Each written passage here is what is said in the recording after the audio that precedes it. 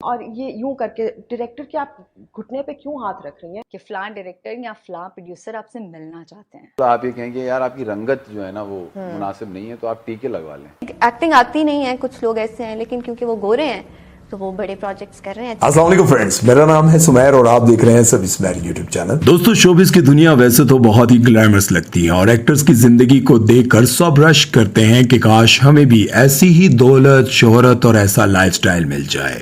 और ज्यादातर स्टार्स लोगों को तासुर भी यही देते हैं कि हम खूब मजे में हैं और हमसे ज्यादा खुशकिस्मत तो कोई हो नहीं सकता। लेकिन कुछ ऐसे फनकार भी हैं जिन्होंने शोबिस के भयानक चेहरे को बेनकाब किया और बताया कि फनकारों को किन किन गलीज और वाहियात चैलेंजेस से गुजरकर कामयाबी तक पहुंचना पड़ता है और चमकती धमकती शोबिस इंडस्ट्री का असल चेहरा कितना भयानक है। तो आज हम आपको कुछ ऐसे ही एक्टर्स के बारे में बताएंगे जिन्होंने खुले अल्फाज में बताया कि ड्रामा और फिल्मों में रोल्स हासिल करने के लिए एक्टर्स को डायरेक्टर और प्रोड्यूसर की कौन कौन सी नाजायज डिमांड को पूरा करना पड़ता है। सबसे पहले हम बात करेंगे फरियाल महमूद की। दोस्तों, फरियाल महमूद पाकिस्तानी वो एक्टर्स हैं जिन्होंने बेशुमार पाकिस्तानी ड्रामों में बड़े बड़े स्टार्स के साथ काम किया।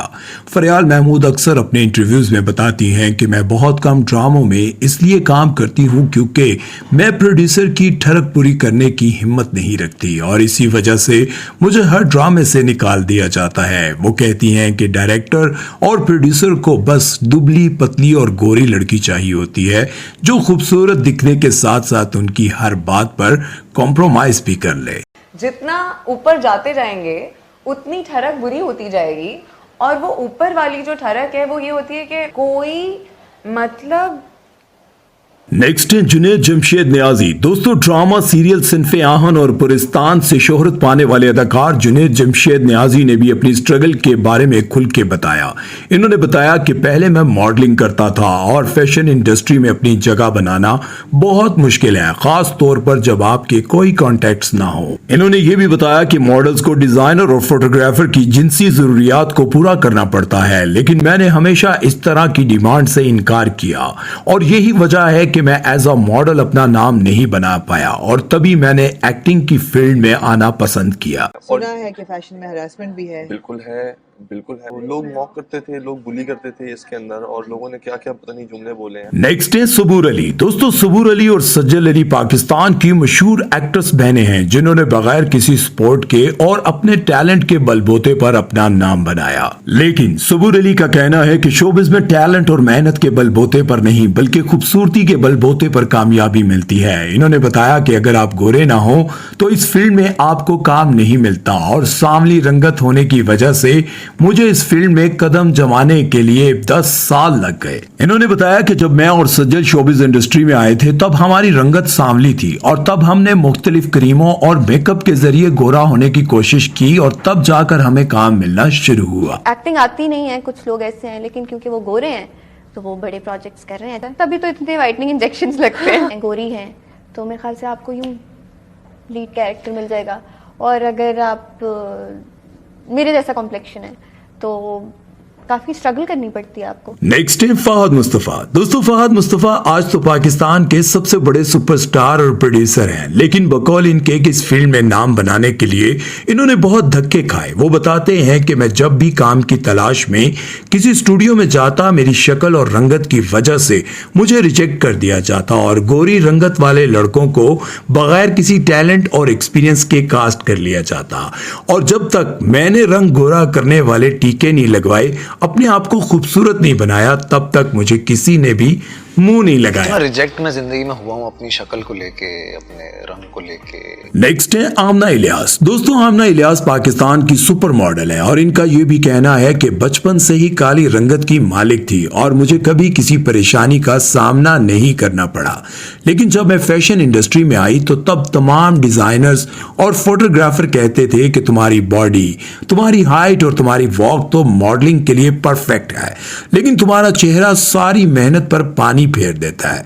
तुम टीके लगवाकर गोरी हो जाओ। वो कहती हैं कि मैं शुरू में ये सब कुछ सोचने पर मजबूर होगी क्योंकि उन सब की बातों का मुझ पर बहुत प्रेशर था और मेकअप के जरिए अपनी काली रंगत छुपाने लगी। फिर आहिस्ता आहिस्ता मुझे एहसास होने लगा कि ये मैं अपने साथ जुल्म कर रही हूँ। मुझे अल्लाह ने जिस तरह का बनाया है मुझे अपने आप पर फख्र करना चाहिए और नाशुक्री नहीं करनी चाहिए।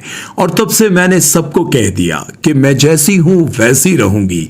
अगर काम करवाना है तो आपकी मर्जी, वरना अपने मशवरे अपने पास रखें। मेरे जो मेकअप आर्टिस्ट थे या जो क्लाइंट कहता था कि गोरा करें गोरा करें गोरा करें, जो टॉप 5 टेलीविजन की हीरोइन है वो गोरी है, और अगर जो अभी जो गोरी नहीं थी उन्होंने अपने आप को खुशदीद गोरा कर लिया उस रेस में आने के लिए। नेक्स्ट है किरण ताबिर। दोस्तों, फिजा शिजा वाले ड्रामे से मशहूर होने वाली अदाकारा किरण ताबिर बताती हैं कि 10 साल से इस फील्ड में काम करने के बावजूद वो क्यों इतनी मशहूर नहीं हो सकी। इन्होंने बताया कि मैंने अपने आप को डायरेक्टर्स और प्रोड्यूसर की हवस का निशाना बनने नहीं दिया, इसलिए हमेशा से मेरे लिए रोल्स की कमी रही है। इनका कहना है कि शोबिस के तमाम स्टार्स कैमरे के सामने आकर यही कहते हैं कि कास्टिंग काउच जैसी कोई चीज हमारी इंडस्ट्री में नहीं है, लेकिन ये बातें वही लोग करते हैं जो खुद इसका हिस्सा है। मुझ जैसे लोग खुलकर कहते हैं कि ड्रामा और फिल्मों में काम टैलेंट के बलबूते पर नहीं दिया जाता बल्कि अपनी इज्जत बेचनी पड़ती है, और इसी वजह से मेरे हाथ से कई बड़े बड़े रोल्स चले गए। कोई बैठ के बोलता है कि कास्टिंग काउच नहीं है तो मैं नहीं मानती। और सेट पे जाने से 2 दिन पहले मुझे कॉल आती है कि फलां डायरेक्टर या फलां प्रोड्यूसर आपसे मिलना चाहते हैं। एक और बात जानकर आप काफी हैरान होंगे। पाकिस्तान की साबका सुपर मॉडल जिनका नाम है ज़ैनब कयूम, उन्होंने बताया कि एक ड्रामे में मैं लीड कैरेक्टर अदा कर रही थी और सेट पर मैंने देखा कि मेरे साथ स्पोर्टिंग कैरेक्टर करने वाली लड़की डायरेक्टर के घुटनों पर हाथ फेर रही थी, और जब ड्रामा रिलीज हुआ तो मैं देखकर हैरान रह गई कि मेरे सारे सीन कट करके उसके सीन ज्यादा बढ़ा दिए गए। अब सोचने की बात यह थी कि लीड कैरेक्टर मैं कर रही थी और मेरे थोड़े से सीन्स और उसके इतने ज्यादा, और मैं समझ गई इसके पीछे क्या वजह है। मैं लीड हूँ, वो सेकंड लीड हैं, और ये यूं करके डायरेक्टर के आप घुटने पे क्यों हाथ रख रही हैं? मैं चुप हूँ। सडनली जी प्रोमोज और ट्रेलर्स में वो ज्यादा है, मैं कम हूँ। दोस्तों, मुहिब मिर्जा को तो आप सब बहुत अच्छी तरह जानते होंगे। मुहिब मिर्जा ने अपनी जिंदगी का एक अहम वाकया बताते हुए कहा कि एक फिल्म के लिए मुझे कास्ट किया गया और कॉन्फ्रेंस रूम में जहां सब बैठे हुए थे वहां डायरेक्टर और प्रोड्यूसर ने मुझे ये कहा कि आपको हमने फिल्म में कास्ट कर लिया और कैरेक्टर में आप बिल्कुल परफेक्ट बैठ रहे हैं, लेकिन आपको हमारी फिल्म में काम करने के लिए अपना रंग गोरा करने के लिए टीके लगवाने पड़ेंगे।